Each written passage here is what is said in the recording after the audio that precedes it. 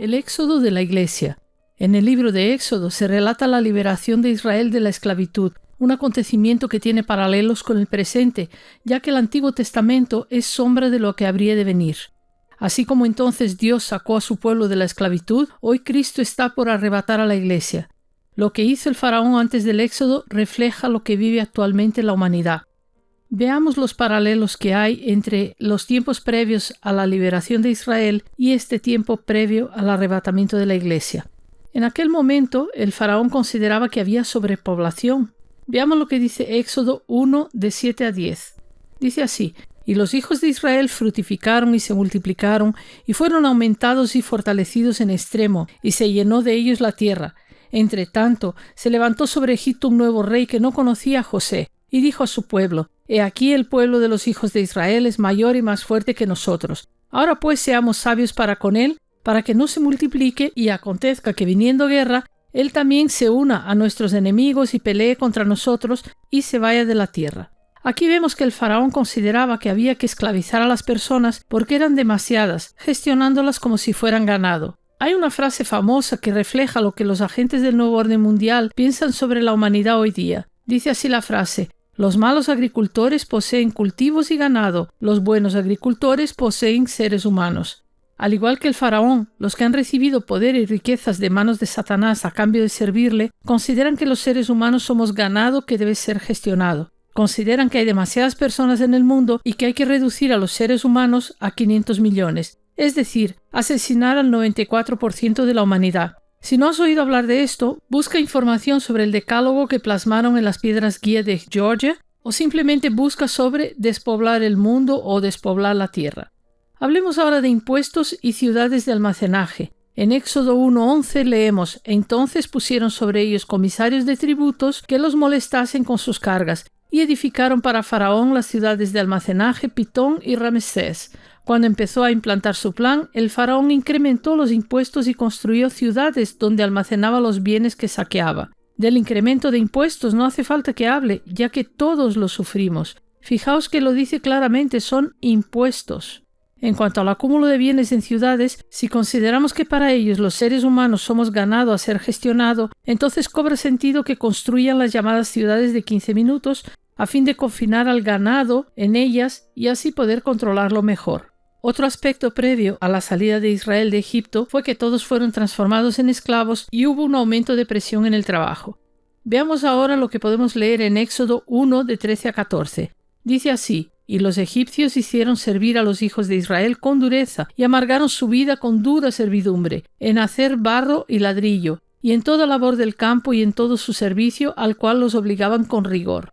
Hasta los años 70-80, las mujeres no necesitaban salir a trabajar fuera de casa, porque el salario del marido era suficiente para sostener a la familia. Con la ingeniería social disfrazada de feminismo, convencieron a la mujer que dar a luz hijos y cuidar de la casa eran tareas indignas. Les instigaron una serie de conductas que fueron destructivas para ellas y para la familia.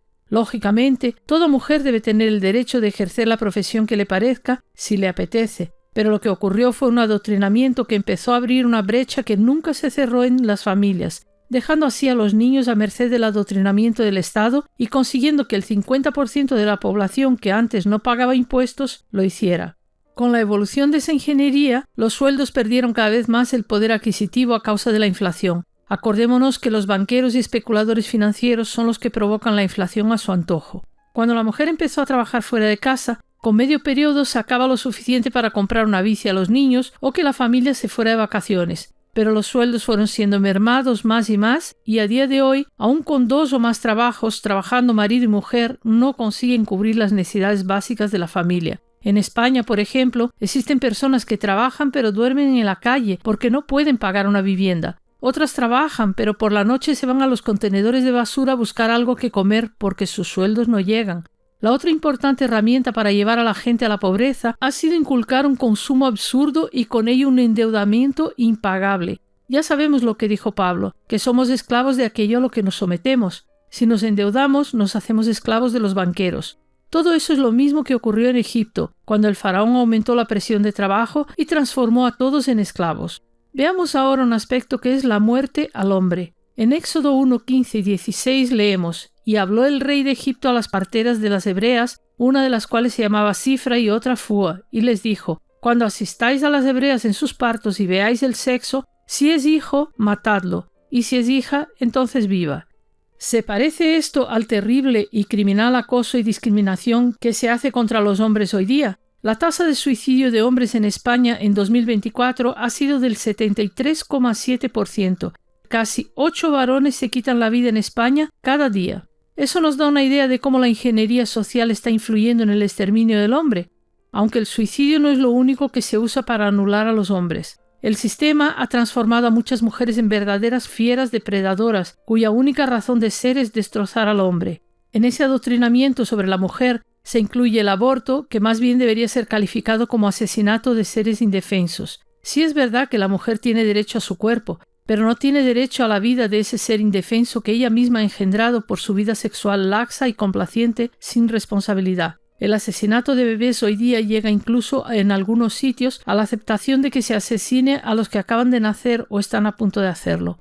¿Por qué es importante para los tiranos eliminar a los hombres? Porque el hombre siempre ha sido el que ha protegido a la familia. Cuando eliminas al hombre, las mujeres y los niños quedan expuestos a la depredación indiscriminada de los que pretenden servirse de ellos. ¿Qué vemos hoy día? Mujeres que han perdido el rumbo en su razón de existir, que se quejan que los hombres no se acercan a ellas, que tienen a veces hijos con 3 progenitores distintos y que sufren muchas otras situaciones que no pasarían si estuvieran protegidas por un hombre con el que tuvieran un compromiso basado en el amor verdadero. ¿Y los niños? ¿Qué pasa con ellos?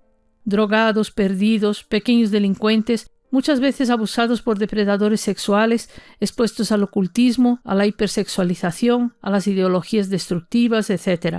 Todo ello porque la mayor parte de las veces no tienen a su lado a un padre que les cuide, proteja, sea su modelo y los oriente para enfrentarse a la vida.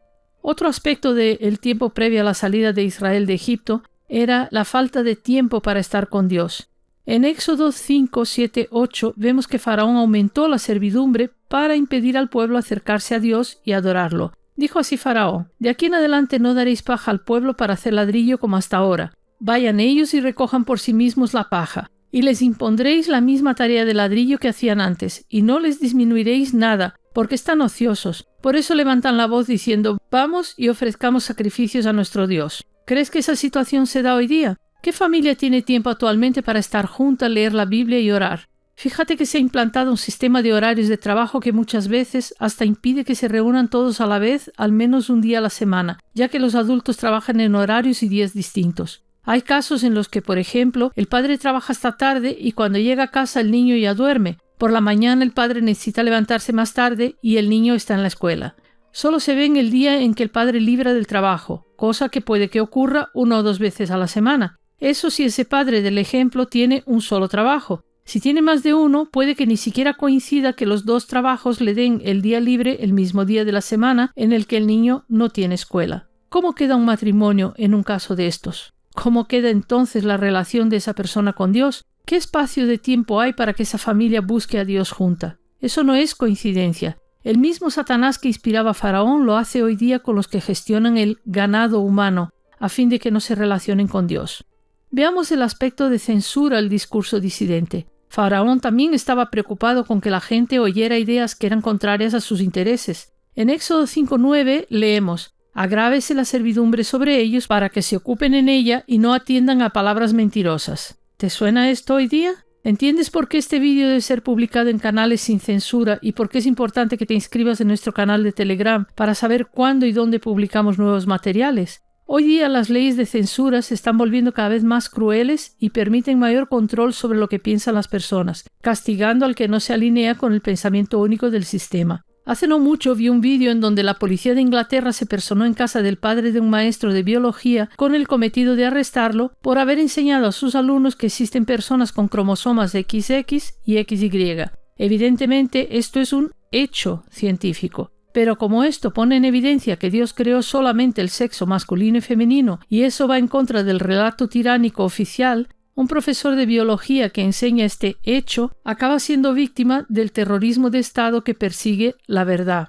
Hablemos ahora de la dispersión del pueblo. En Éxodo 5, 12 a 14 leemos: El pueblo se esparció por toda la tierra de Egipto para recoger rastrojo en lugar de paja, y los cuadrilleros los apremiaban diciendo: «Acabad vuestra obra, la tarea de cada día en su día, como cuando se os daba paja». Y azotaban a los capataces de los hijos de Israel que los cuadrilleros de Faraón habían puesto sobre ellos, diciendo: «¿Por qué no habéis cumplido vuestra tarea de ladrillo ni ayer ni hoy como antes?». En los tiempos de la esclavitud de Israel en Egipto, el faraón presionó de tal forma que el pueblo se dispersó para buscar recursos para trabajar. Eso también ocurre hoy día cada vez con más frecuencia. En España, por ejemplo, muchos jóvenes empiezan la universidad planificando a qué país se irán para ejercer su profesión, ya que en España cada vez más se destruyen trabajos. Muchas personas vinieron a Europa desde Latinoamérica dejando a sus hijos con los padres en el país de origen a fin de poder trabajar y conseguir un futuro mejor para la familia. Eso causó verdaderos traumas familiares. Muchos niños sufrieron un terrible sentimiento de rechazo pensando que sus padres se fueron lejos porque no los querían. Muchos ancianos tuvieron que hacerse cargo de nietos de varios hijos que habían emigrado. Dentro de este contexto, el faraón también puso a capataces que, aun siendo del mismo pueblo de Israel, acosaban a sus congéneres. Hoy día, en los trabajos, es común que un jefeillo sin cualificación o experiencia oprima a sus subordinados, simplemente porque se siente más importante siendo jefeillo. En España se dice que si quieres conocer a Juanillo, dale un carguillo.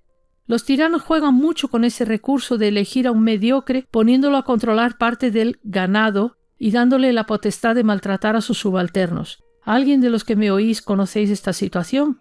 Hablemos ahora de la justicia de Dios. Dios es amor y por eso hace justicia. Si Dios permitiera que los malvados siguieran cometiendo atrocidades sin límite, no estaría manifestando amor hacia los oprimidos. Por eso manda juicio. Ejercer justicia es una manifestación de amor. Tras describir lo que pasaría con los varios imperios dominantes, Dios revela a Daniel el final de los tiempos diciendo: «Y al fin del reinado de estos, cuando los transgresores lleguen al colmo, se levantará un rey altivo de rostro y entendido en enigmas». Ese rey altivo es el anticristo, al que se le permite ejercer tiranía durante la gran tribulación como parte de los 21 juicios de Dios sobre los incrédulos. Cuando Jehová visitó a Abraham y le contó que derramaría juicio sobre la iniquidad de Sodoma y Gomorra, vemos que Abraham apela a la justicia de Dios diciéndole: ¿destruirás también al justo con el impío? En el resto del texto vemos claramente que Dios siempre libra al justo antes de derramar su ira. La Biblia también nos habla de que no hay nada nuevo bajo el sol. El autor de Eclesiastés en el capítulo 1 versículo 9 dice: ¿qué es lo que fue? Lo mismo que será. ¿Qué es lo que ha sido hecho? Lo mismo que se hará. Y nada hay nuevo debajo del sol. A menudo la Biblia nos muestra situaciones que ya ocurrieron antes para que veamos que la profecía futura se cumplirá. La porción de Éxodo que hemos leído nos permite ver qué situaciones de injusticia y opresión preceden el juicio de Dios sobre los malvados. Veamos ahora cuál fue el desenlace del Éxodo.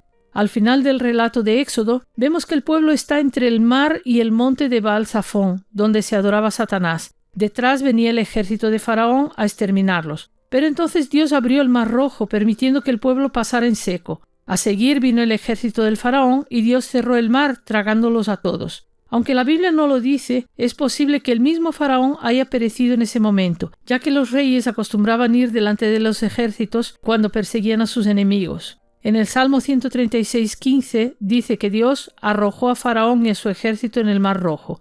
Hoy día vemos que Egipto es un país que solo ofrece al mundo turismo de muerte. ¿Qué va la gente a ver a Egipto? Tumbas y ruinas. Ahora veamos qué dice Apocalipsis 11:18 sobre qué pasará a los que destruyen la tierra. Dice así: «Y se airaron las naciones, y tu ira ha venido, y el tiempo de juzgar a los muertos, y de destruir a los que destruyen la tierra». El juicio de Dios sobre los transgresores se acerca, y con él el derramar de la ira. Una de estas manifestaciones de ira es el permiso al inicuo para gobernar a gran parte del mundo impío. Al final de los 7 años de ese gobierno tiránico que devastará el mundo, vendrá Cristo y destruirá a los que destruyen la tierra. Para la Iglesia, en cambio, hay otro destino, el que determinó Dios para el pueblo de Israel en la salida de Egipto, es decir, una intervención milagrosa que permitió que fueran retirados en el momento más crítico y peligroso. Notemos que todo el mundo de aquel tiempo supo cómo Dios había rescatado a los suyos y temieron a Dios. Así será también con el arrebatamiento de la Iglesia. Hoy día muchos no creen en ello y hasta se ríen de los que creen, pero el momento en el que Dios se manifieste nuevamente de forma milagrosa, retirando a su pueblo de la tierra antes de hacer justicia, el mundo lo verá. Probablemente ese sea el desencadenante del mayor número de conversiones en la historia de la Iglesia. Durante 2000 años la novia de Cristo ha estado predicando el Evangelio. Muchos no han hecho caso, pero cuando vean que la iglesia es retirada siendo ascendida al cielo de forma asombrosa, creerán y se arrepentirán. Ya no serán arrebatados al cielo, puesto que solo la iglesia tiene la promesa de ser llevada a la morada del Padre. Pero si se niegan a adorar a la bestia, sus almas serán salvas, aunque pierdan su vida física a manos del enemigo. Por lo tanto, cuando observemos lo que está pasando a la luz de lo que ocurrió poco antes de que Dios sacara al pueblo de la esclavitud de Egipto, podemos aplicar el versículo de Lucas 21:28 que dice: Cuando estas cosas comiencen a suceder, erguíos y levantad vuestra cabeza, porque vuestra redención está cerca. Vamos a algunas consideraciones finales. Te recomiendo que leas detenidamente la historia de cómo Israel fue librado de la esclavitud de Egipto y lo compares con lo que pasa hoy día. Verás que Dios está mostrando los patrones que se repiten en los opresores sobre los oprimidos. Fíjate también en la reacción de Israel a la opresión. Al principio vivían tranquilos y acomodados a Egipto. Si por ellos fuera, no hubieran salido jamás de allí. Pero Dios tuvo que mostrarles quién era el opresor que los esclavizaba y permitir que ese opresor llegara a límites inaguantables para que el pueblo clamara por liberación. Eso también está pasando hoy día. La Biblia dice que los hijos de Dios somos peregrinos en esta tierra, pero muchos aman tanto este sistema que se quedarían aquí para siempre. A día de hoy, Dios está permitiendo que ya se empiece a sentir el brazo opresor del tirano que aún no se ha manifestado abiertamente. Desde que esa opresión empezó a ser más evidente, muchos se dieron cuenta que era tiempo de irnos a casa. Hoy día cada vez más hijos de Dios claman por el arrebatamiento de la iglesia. Antes lo hacían por amar al Señor y querer estar con Él, pero hoy día lo hacen también por ser libres de este mundo opresivo y cruel lleno de tinieblas. Lo triste de esto es que muchos aún aman a Egipto y no desean el arrebatamiento ni estar con el Señor. Muchos quieren que el Señor retrase su venida hasta que hagan un viaje por Europa, reformen la casa, compren un coche nuevo o lo que sea. Su corazón está en esta tierra y aman más al mundo que al Señor. ¿Y tú? ¿Cómo te sientes cuando se te habla del arrebatamiento? ¿Te gustaría que el Señor esperara un tiempo más? ¿O te gustaría que el arrebatamiento fuera en el próximo minuto? Esperamos que este vídeo te haya resultado edificante. Si es así, ayúdanos a difundir el mensaje y compártelo entre tus contactos. También nos puedes ayudar dando un like y suscribiéndote al canal. Que el Señor Jesús te bendiga y te guarde.